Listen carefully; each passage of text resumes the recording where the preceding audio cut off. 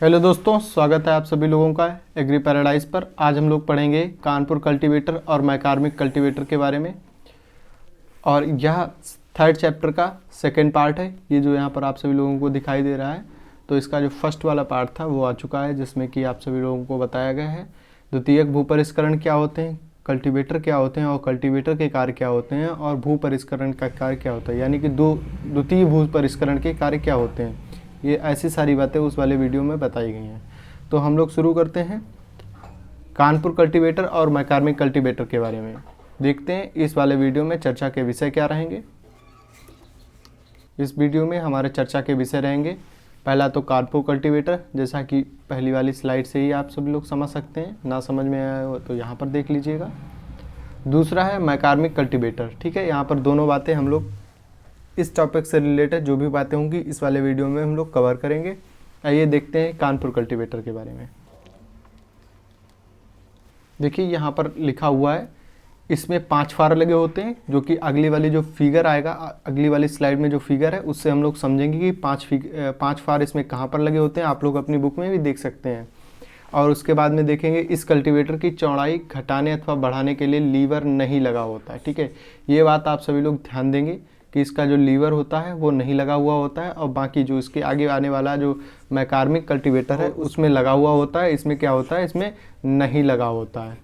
दोनों बातें आप सभी लोगों को समझ में आ गई होंगी। उसके बाद में ये जो पहिया होता है इसमें लगा होता है, हम अभी आगे वाली स्लाइड में देखेंगे पहिया कहाँ पर लगा होता है। पहिए के ऊपर जो हुक होता है वो भी देखेंगे। इसमें 2 हत्थे लगे होते हैं, जो भी कल्टीवेटर हैं इस बार उनमें अधिकतर में 2-2 हत्थे लगे होते हैं, यानी कि 2 हलवाओं की ज़रूरत पड़ती होगी, 1 जोड़ी बैल की ज़रूरत पड़ती होगी। ठीक है, अब देखते हैं ये वाला पॉइंट है, ये थोड़ा ज़्यादा इंपॉर्टेंट हो जाता है। इस कल्टीवेटर की सहायता से दिन भर में लगभग 1.5 हेक्टेयर, मतलब 1.5 हेक्टेयर का मतलब कि 1.5 हेक्टेयर भूमि जो होती है उसको क्या किया जा सकता है, उसकी निराई गुड़ाई की जा सकती है, निराई गुड़ाई की जा सकती है। उसके बाद में हम लोग देखेंगे इसका कर्षण कितना होता है। कर्षण मतलब कि इसका खिंचाव कितना होता है लगभग। ठीक है, तो इसका जो खिंचाव है, खिंचाव आप सभी लोगों की स्क्रीन पर भी लिख करके आ रहा है। इसका खिंचाव 115 किलोग्राम होता है। ठीक है, मतलब कि जब इसको बैल खींचते हैं, अगर उसके बीच में हम लोग एक स्प्रिंग वाला जो वेट को नापता है, अगर हम उसको बीच में लगाएंगे तो वो 115 पर आकर के रुक जाएगा। देखते हैं हम लोग कानपुर कल्टीवेटर के पिक्चर के बारे में, कैसा है उसका फिगर। देखिए यहाँ पर लगा हुआ है कुंदा। हमने पहिए की बात की थी, पहिया तो यहाँ पर हो गया।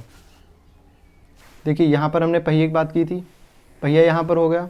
उसके बाद में हमने बात की थी उसके ऊपर लगा हुआ होता है एक हुक। हुक का मतलब कुंदा। कुंदा कहाँ पर लगा हुआ होता है, पहिए के जस्ट ऊपर लगा हुआ होता है। इससे क्या है, इससे यहाँ से रस्सी लेकर के जाते हैं, आप यहाँ से रस्सी लेकर के जाते हैं। यहाँ पर अगर बैलों का जो जुआ वगैरह है तो उसमें बांध देते हैं, तो बैल आगे की ओर चलते हैं, तो क्या होता है ये पीछे पीछे से पूरा जो कल्टीवेटर है वो आगे की ओर चला जाता है, पूरा कल्टीवेटर आगे की ओर चला जाता है। उसके बाद में इसमें हमने क्या बताया था कि इसमें होते हैं 2 हत्थे। ठीक है, एक हत्था तो ये हो गया, और दूसरा हत्था कौन सा है, ये वाला दूसरा हत्था हो गया।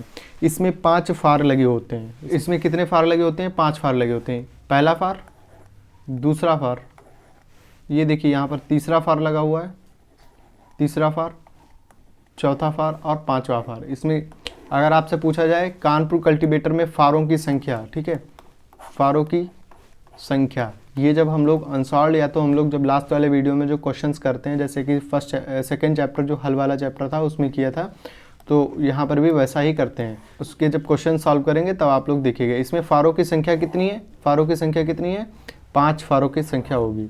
ठीक है, आप लोग थोड़ी देर और धैर्य बनाए रखिए। ये बहुत ही अच्छा टॉपिक है, क्योंकि इससे ज़्यादा क्वेश्चन पूछे जाते हैं, तो मैंने इसमें जो भी इम्पोर्टेंट था वो सब हमने इसमें लिखा हुआ है।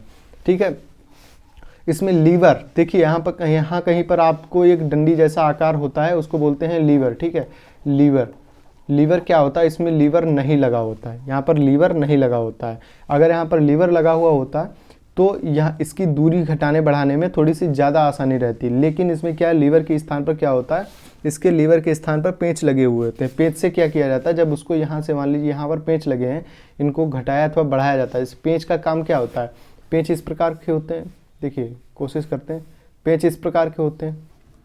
ठीक है, और उनमें ऐसे करके डिज़ाइन बनी होती है, और ऊपर की ओर क्या होता है, चपटा होता है, ठीक है।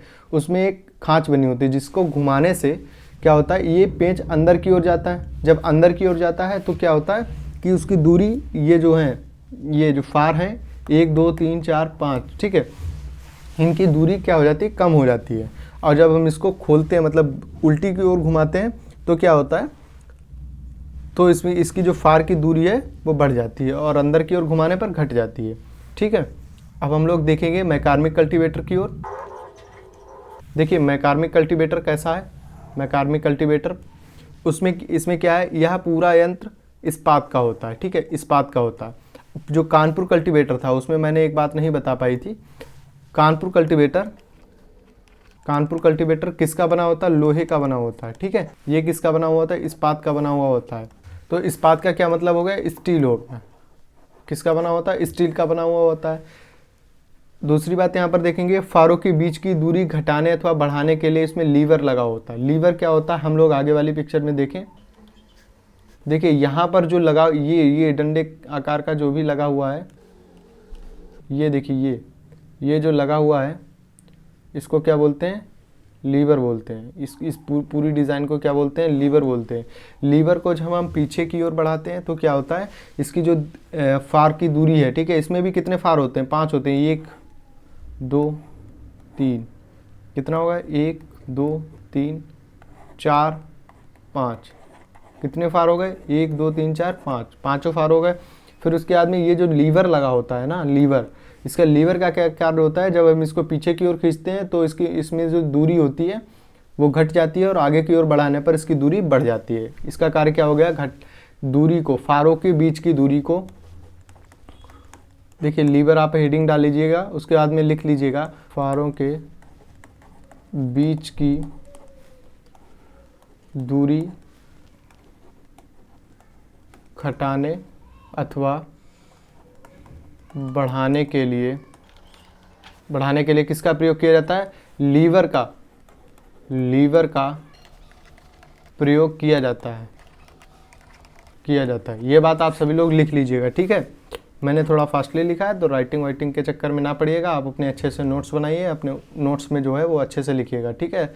आप लोगों को अगर PDF की ज़रूरत है तो नीचे यहाँ पर जो नंबर आ रहा है, वो आप अपने मोबाइल में सेव कीजिए, अपना नाम लिख करके और ब्रैकेट में एग्री पैराडाइज लिख करके उसमें सेंड कर दीजिए। आप लोगों को एक नए ग्रुप से जोड़ दिया जाएगा, जहाँ पर आप सभी लोगों को न्यू अपडेट्स जो भी होंगी, जैसे कि PDF से लेकर के या तो कोई नए क्वेश्चंस जो आते रहते हैं तो उनके बारे में सारी घटनाएं आपको पता चल जाएंगी। तो अब हम लोग देखते हैं, थोड़ा सा अभी पॉइंट उसके बचे हुए थे। देखिए इसमें क्या क्या बचा हुआ था वो देखें थोड़ा।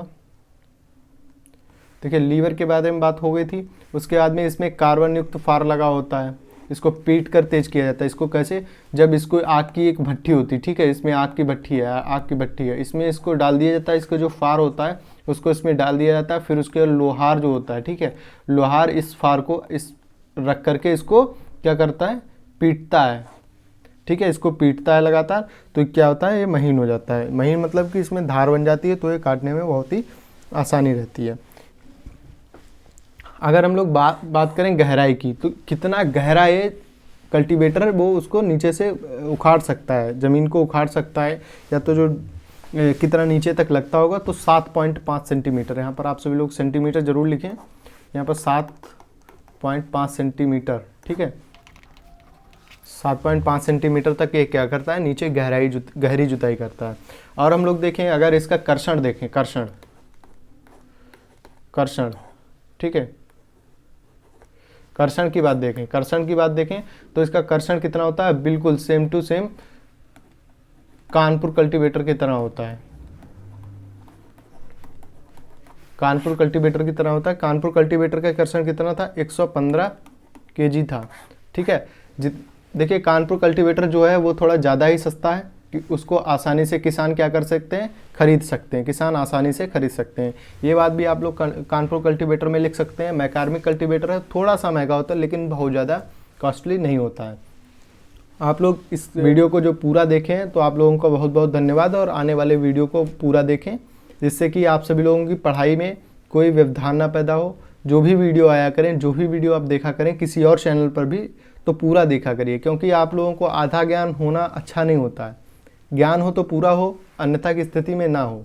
ठीक है, तो चलिए आगे मिलते हैं फिर कभी। धन्यवाद दोस्तों।